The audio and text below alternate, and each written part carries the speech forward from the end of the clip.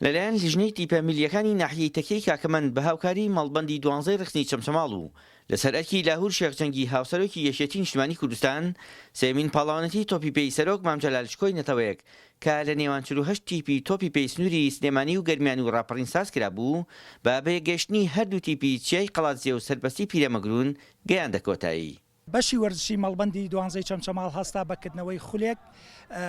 بۆ 48 تیپ لە هەموو لە سنووری لە قەڵاتجێوە تا دووس خورماتوو ئەمیش لە ئەنجامیەوەی تیپی نادی چەمچەماڵ کە لە پلە دووە سەرکەوت بۆ پلەیەک و لە پلەیەکەوە سەرکەوت بۆ نایاب ئێمە دەمانەوێت توانای وەرزشەوانان و لاوەکانی خۆمان بەدەربخەین. لە یاری کۆتایی کە لە نێوان هەردوو تیپی چیای قەڵاتجێ و سەربەستی پیرەمەگرون بەڕێوە چوو یەمی یەکەم سەرەڕای یاریکی جوان و دۆستانەی هەردوولا هیچ گۆڵێک تۆمار نەکرا و نەتیجەی یەکبەیەکی هەردوو تیپەکە لە یەمی دووەمدا یاریەکەی گەیاندا گۆڵی یەکلاکەرەوە و لە کۆتایی یاریەکەدا تیپی سەربەستی پیرەمەگرون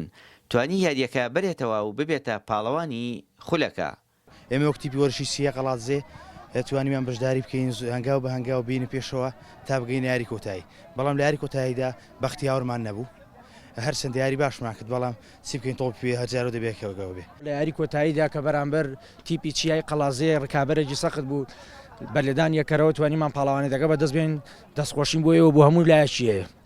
لە کۆتایی یاریەکەدا خەڵات بەسەر سەرکەوتوانی یاریەکە و ئەو کەسانەدا دابەش کرا کە ڕۆڵیان هەبووە لە بەڕێوەبردن و ئەنجامدانی خولەکە و دواتر ئارام قادر خەبات ئەندامی سەرکرداتی یەکێتی و بەرپرسی بۆردی وەرزشولاوانی ئەو حیزبە کە لەوێ ئامادە بوو بەڵێنی پاڵپشتی بەردەوامی بۆ گەنجان و وەرزشکاران دووپات کردەوە بەو پێی کە یەکێتی نیشتیمانی کوردستان هەمیشە جێی ئومێد و پشتیوانی وەرزشکاران بووە. مەجید حەمید، گەلی کوردستان، ناحیەی تەکیەی کاکەمەند.